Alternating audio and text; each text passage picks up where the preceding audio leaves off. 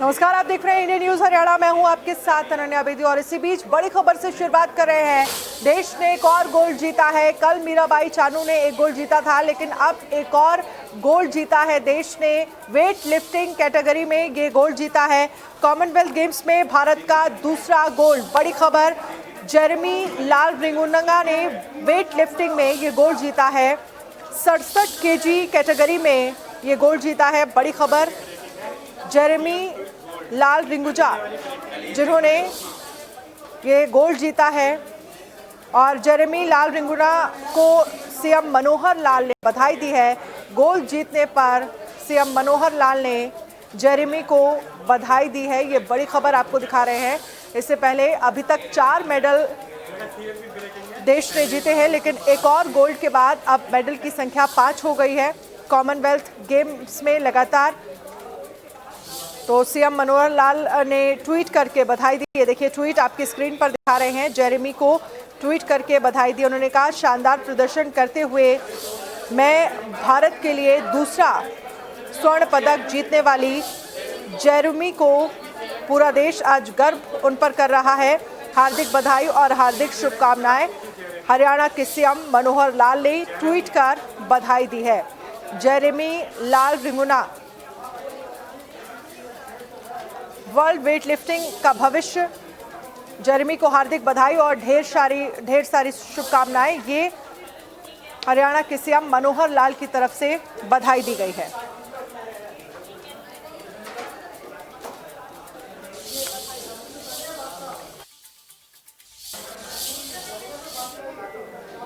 और इसी बीच एक और बड़ी खबर आपको गुरुग्राम से दिखा रहे हैं, जहां पर विधायकों को धमकी देने का मामला सामने आया था, जिसमें 6 लोगों को गिरफ्तार किया गया है।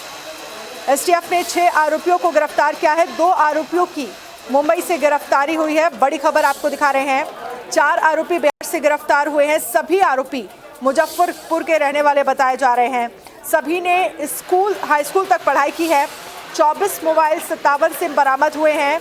10 मोबाइल नंबर पाकिस्तान के मिले हैं और 10 से 12 मोबाइल जो नंबर हैं वो मिडिल ईस्ट कंट्री के देश के हैं। टेरर और क्राइम का मॉड्यूल नहीं है, ये एसटीएफ ने खुलासा किया है।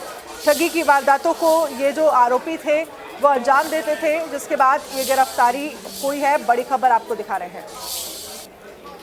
जो है महाराष्ट्र के मुंबई में हमें इनका फुटप्रिंट मिला है। इस पे अगेन केंद्रीय एजेंसी द्वारा वहाँ पे महाराष्ट्र पुलिस के साथ संपर्क किया हमने। महाराष्ट्र पुलिस ने बड़े कोऑपरेट किया हमको और वहाँ से 2 व्यक्तियों को हमने अप्रीहेंड किया है शक के आधार पे। सो उनका नाम ऐसा है, महाराष्ट्र से जो मुंबई से 2 लड़कों को गिरफ्तार किए, रहने वाले बिहार के ही है। और वो ऐसे हैं, ये दुलेश आलम है और एक बद्रे आलम। ये 2 जो लड़के हैं जो बिहार के हैं, मुजफ्फरपुर जिले के हैं। इनको पहले हमने डिटेन किया है। इनके पूछताछ पे और इनके मोबाइलों पे, बैंक अकाउंट पे जो क्लूज मिले हैं, उसके आधार पे हम पहुंचे बिहार पे। और हमारे पहले से 5 टीम गठित की गई थी, जो है लोकेट कर रखा था हमने। सो इमीडिएटली हमारा टीम विदिन 2-3 आवर्स एक मुजफ्फरपुर पहुंच गए। अगेन बिहार पुलिस से संपर्क की गई थी और बिहार एसटीएफ से संपर्क की गई थी। उन्होंने बड़े प्रोएक्टिवली हमारे कोऑपरेशन किया है और उन्होंने इन मुलजिमों के पीछा किया है। उन्होंने फिर 4 लोगों को वहाँ से हमारी टीम पहुंची, उनके साथ मिलके 4 लोगों को वहाँ से हमने डिटेन किया, पूछताछ करते हुए यहाँ ले आए हैं। उनका नाम का विवरण ऐसा है कि अमित यादव है उर्फ राजेश शाह, और एक सादिक अनवर है, एक सनोज कुमार है। और ये तीनों को तो हमने मुजफ्फरपुर में ही कर लिया। ये जो मेन बंदा है जो मिडिल ईस्ट कंट्री में भी रह के यहाँ आया हुआ था, सो वो जो कैश आलम करके एक लड़का था, उसको हमने बहुत एक रात पूरा पीछा करता कहीं नेपाल बॉर्डर में बेतिया एक जिला है, वहाँ से इसको हमने डिटेन किया है। फिर इन सब से पूछताछ की गई है। इनके पूछताछ में 24 मोबाइल्स इन टोटल रिकवर हुए हैं और 57 सिम्स रिकवर हुए हैं, देश विदेश के सभी के मिला के। और 73 ATM कार्ड्स रिकवर हुए हैं और पासबुक्स 24 पासबुक्स रिकवर हुए हैं और 3 डायरिया रिकवर हुई है। उनकी जो भी तफ्तीश है वो अभी जारी है। एक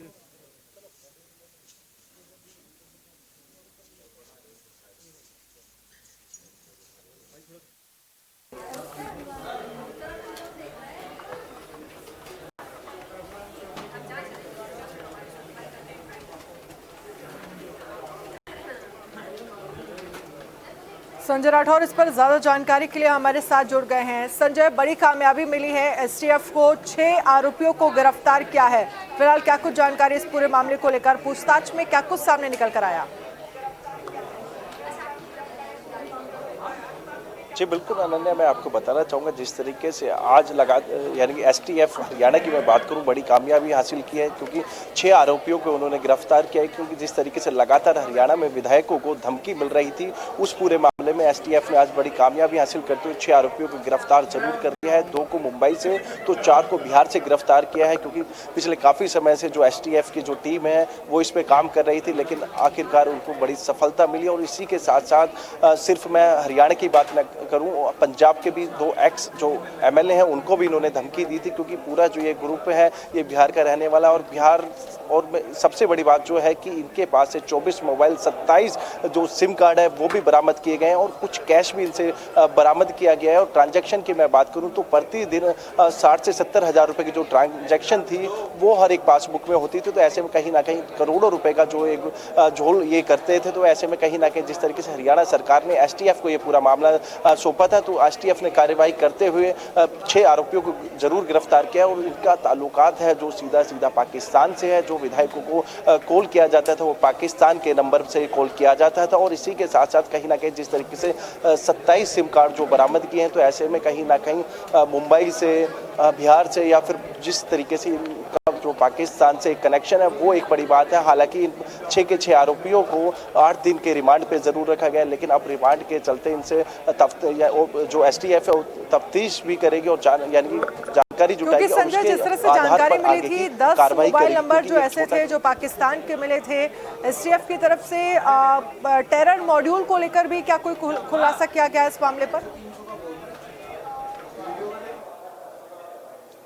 जी बिल्कुल, अब ये पूरा मामला तफ्तीश का है। जिस तरीके से पाकिस्तान से कनेक्शन बताया जा रहा है, तो 10 सिम पाकिस्तान के मिले थे। पाकिस्तानी नंबर से ही वो विधायक हैं या फिर एक्स एमएलए हैं उनको धमकी दी जा रही थी। ऐसे में कहीं ना कहीं ये छोटा ग्रुप नहीं है। 8 दिन के तमाम जो 6 आरोपी हैं उनको पकड़ा गया है, उनको रिमांड पे जरूर लिया गया। रिमांड के दौरान उनसे गहनता से पूछताछ की जाएगी और उसके बाद आगे की जो कार्रवाई है वो एसटीएफ करेगी। क्योंकि इससे पहले ये लोग, मैं बता दूं आपको, कौन बनेगा करोड़पति या फिर लॉटरी के नाम पर लोगों को ठगते थे। अभी तक जो जानकारी है उसमें करोड़ों रुपए की इन्होंने झोलमाल किया हुआ है। क्योंकि जिस तरीके से लगातार अब इन्होंने हरियाणा के जो विधायक हैं या एक्स एमएलए जो पंजाब के हैं उनको टारगेट निशाने पे अपने रखा और कहीं ना कहीं जो ट्रांजैक्शन है वो कराई गई। और ऐसे में कहीं ना कहीं जिस तरीके से इस पूरे मामले में जो हम बात करें, दिल्ली के जो गैंगस्टर है नीरज भवाना, उसका नाम भी सामने आ रहा था। लॉरेंस बिश्नोई का नाम लेके ये धमकी देते थे, लेकिन ऐसा नहीं है। ये एक पूरा गिरोह है जो पाकिस्तानी नंबर या फिर इंडियन नंबर से उनको धमकी देते थे, जिसके बाद ये उनसे ठगी करते थे। जी चलिए, बहुत बहुत शुक्रिया तमाम जानकारी के लिए संजय। इस पर नज़र बनाए रखिएगा, आगे भी आपसे इस पर अपडेट लेंगे। लेकिन जिस तरह से ये बड़ी कार्रवाई कहा जा सकता है, 6 आरोपियों को गिरफ्तार किया है, मुंबई से 2 लोगों की गिरफ्तारी की है एसटीएफ ने। और इसी बीच बड़ी खबर आपको दिखा रहे हैं करनाल से, किसानों से जुड़ी है बड़ी खबर है। किसान यहां पर प्रदर्शन पर बैठे हैं। बड़ी खबर आपको दिखा रहे हैं, एसकेएम के आह्वान पर किसान प्रदर्शन कर रहे हैं। जहां पर आपको बता दें, किसानों ने प्योथ टोल प्लाजा पर प्रदर्शन किया है। किसानों के सरकार के खिलाफ विरोध जताया। मांगों को लेकर किसानों ने आंदोलन की भी चेतावनी दी है। किसानों की तरफ से कहा गया कि अगर मांगे नहीं मानी गई तो आगे आंदोलन भी करेंगे। एमएसपी पर गठित कमेटी का किसानों ने बहिष्कार किया था। बड़ी खबर, जहां पर करनाल से एसकेएम के आह्वान पर किसानों का प्रदर्शन। किसानों ने प्योथ टोल प्लाजा पर प्रदर्शन किया है। किसानों के सरकार के खिलाफ विरोध जताया।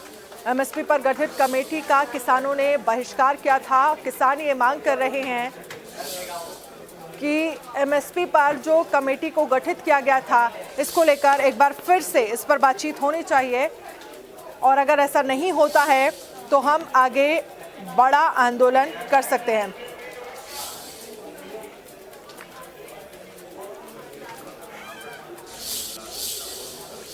और हिसार से बड़ी खबर आपको दिखा रहे हैं, किसानों से जुड़ी ये बड़ी खबर है जहां किसानों और पुलिस के बीच झड़प का मामला सामने आया है। बाडोपट्टी टोल प्लाजा पर यह झड़प हुई है। किसानों ने की है टोल बंद करने की कोशिश, पुलिस ने जबरदस्ती खुलवाया टोल। पुलिस ने किसानों को धक्के मारकर टोल खुलवाया।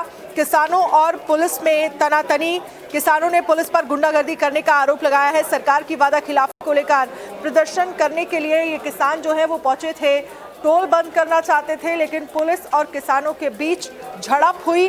किसानों ने पुलिस के खिलाफ नारेबाजी की है और साथ ही सरकार पर लगातार वादा खिलाफी का आरोप किसान लगा रहे हैं।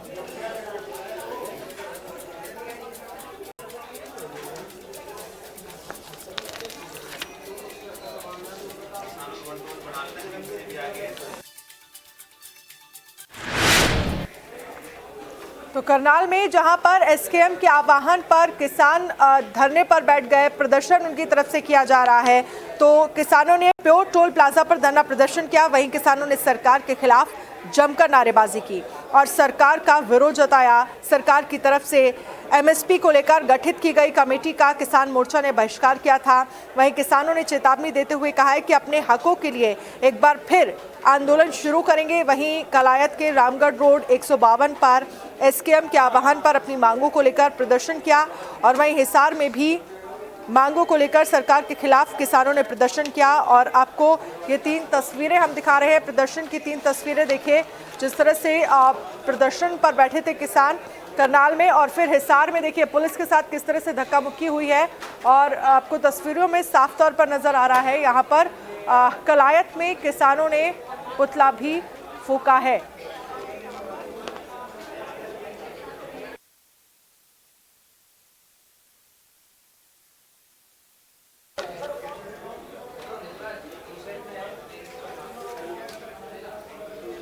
और खबर है हिसार से, जहां पर हिसार में फसल खराब होने की वजह से किसानों में नाराजगी है। अब बारिश ज़्यादा होने की वजह से नरमा में फसल खराब हो चुकी है। किसानों ने तुरंत प्रभाव से गिरदावरी करवाकर मुआवजा देने की मांग की है। किसानों का कहना है कि पिछली बार भी अधिक बारिश होने से उनकी फसल खराब हुई थी, जिसका मुआवजा आज तक नहीं दिया गया। इस बार भी अधिक बारिश होने से नरमा, बाजरा, गवार जैसे फसलें खराब हो चुकी है। सरकार और प्रशासन से गुहार लगाते हुए किसानों ने तुरंत प्रभाव से गिरदावरी करवाकर मुआवजा देने की अपील की है। किसानों का कहना है कि इस बार तो पशुओं के लिए भी बिजाई किया गया हरा चारा भी नष्ट होने की कगार पर है। बारिश पिछली बार से भी अधिक है और अब की बार तो खेतों में 2-2 फुट पानी खड़ा है और नरमे की फसल बिल्कुल खराब हो चुकी है। मुआवजा पिछली बार का ही नहीं मिला। हम सरकार से गुजारिश लगाते हैं कि वो इसकी गिरदावरी करें और जल्दी से जल्दी हमें मुआवजा दिलाए। बाड़ी तो सारी बड़ के राख होगी, डांगरा का चारा भी देख लियो आप, पानी कुकर पड़ा है, डांगरा संभालनी, कोई खेती की संभालनी। सरकार ना तो फसला मुआवजा दे रही ना इबका 15-15 हज़ार इस पर खर्चा कर दिया। बता जमींदार कड़ा था जेल लगा, कड़ा लग के में कर सका के में मुआवजा देगा जी के बड़का गुजारा है जीगा।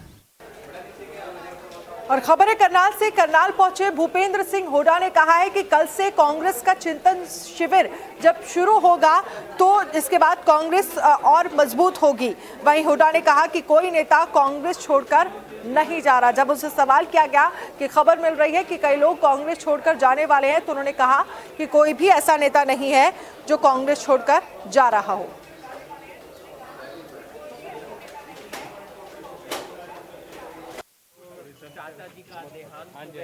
कल है और परसों कल पता लग जाएगा शाम को क्या कुछ रहेगा। शिविर है, कांग्रेस मजबूत होगी उभरेगी, कोई किसी ने छोड़ा, सब पार्टी का अंदरूनी मामला है। कल है। और खबर अंबाला से है, जहां पर हरियाणा के डिप्टी सीएम अंबाला पहुंचे थे दुष्यंत चौटाला, जहां उन्होंने ग्रामीण क्षेत्र में कार्यक्रम कर विभिन्न पार्टियों से आए लोगों को जज्बा में शामिल किया। दुष्यंत चौटाला ने कहा किसान आंदोलन के दौरान भ्रम फैलाया गया था कि पार्टी का ग्राफ गिरा है, वो भ्रम दूर हो रहा है। लगातार दूसरी पार्टी से लोग आ रहे हैं। मॉनसून सत्र को लेकर दुष्यंत चौटाला ने कहा, कई महत्वपूर्ण बिल विभागों की रिपोर्ट सदन में लाएंगे। विपक्ष सवाल उठाए, पहले भी जवाब दिया था, अब भी मजबूती से जवाब देंगे।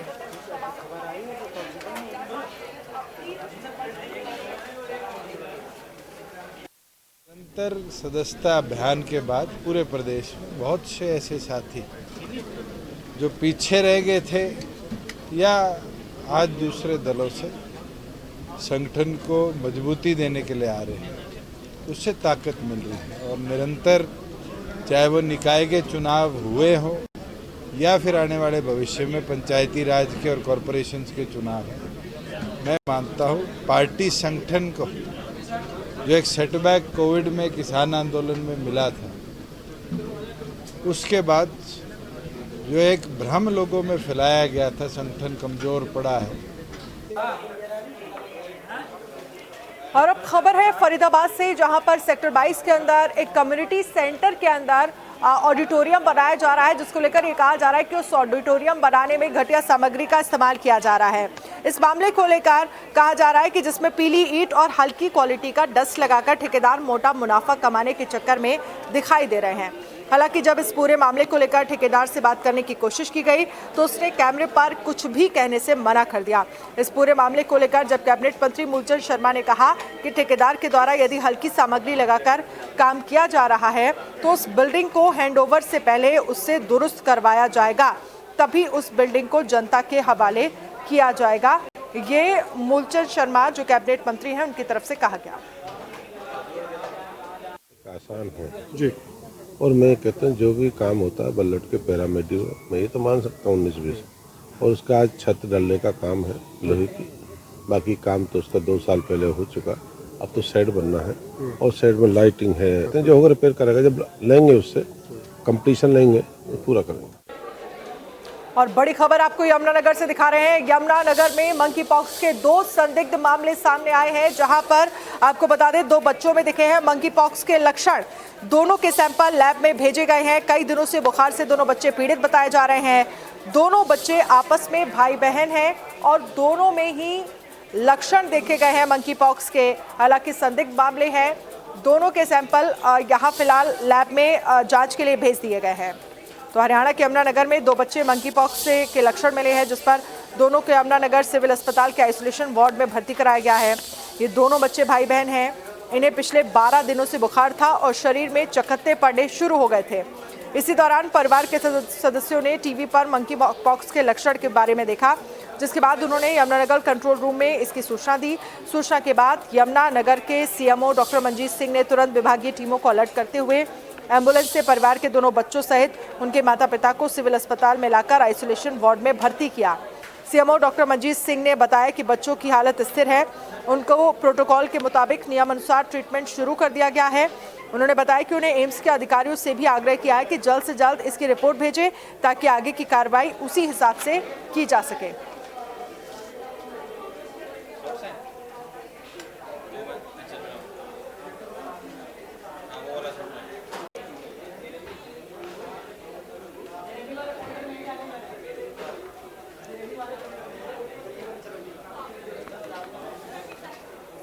सरकारी स्कूलों में पढ़ने वालों के बच्चे जो हैं उनका जल्द से जल्द और ज़्यादा से ज़्यादा विकास हो सके, इसको लेकर लगातार प्रयास किए जा रहे हैं। आपको बता दें, शिक्षा विभाग बच्चों के ज्ञान, कौशल और सांस्कृतिक मेलजोल को बढ़ाने के उद्देश्य से शैक्षणिक भ्रमण करवाने जा रहा है। इसके तहत हरियाणा प्रदेश के सरकारी स्कूलों में पढ़ने वाले विज्ञान संकाय के 2200 बच्चों को 7 दिवसीय कार्यक्रम अगस्त महीने के आखिरी हफ्ते में करवाया जाएगा। इसके लिए हर जिले से 100 बच्चों और हर ब्लॉक से 14 से 15 बच्चों को भ्रमण के लिए चुना गया है, जिसका पूरा खर्चा शिक्षा विभाग उठाएगा।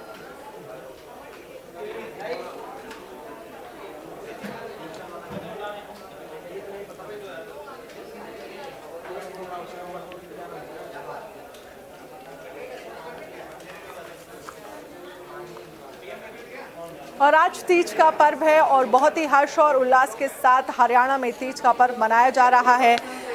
त्योहार सौहार्द और सामाजिक ताने बाने को मजबूत करने में अहम भूमिका निभाते हैं। तीज पर्व भी ऐसा ही पर्व है जो कि हरियाणा प्रदेश का अनूठा पर्व है। देश में एक तरफ जहां प्राचीन परंपरा दिन प्रतिदिन विलुप्त होती जा रही है। वहीं हरियाणा के कई जिलों में महिलाओं ने जमकर झूले के साथ साथ ठुमके भी लगाए। ये उत्सव अपने आप में एक अनूठा उत्सव है, क्योंकि झूला झूले का रिवाज पुराना है। महिलाएं पेड़ों के पास झूला झूलती हैं और झूला, आपको बता दें, अपने पारंपरिक गीत गाते हुए नृत्य कर त्योहार का आनंद लेती हैं। तो ये तस्वीरें हम आपको दिखा रहे हैं, 6 तस्वीरें, जहां पर आप देख सकते हैं कितने धूमधाम के साथ यहाँ पर जो तीज का त्योहार है वो मनाया जा रहा है। बुलेटिन में फिलहाल इतना ही। आप बने रहिए इंडिया न्यूज़ हरियाणा के साथ। नमस्कार।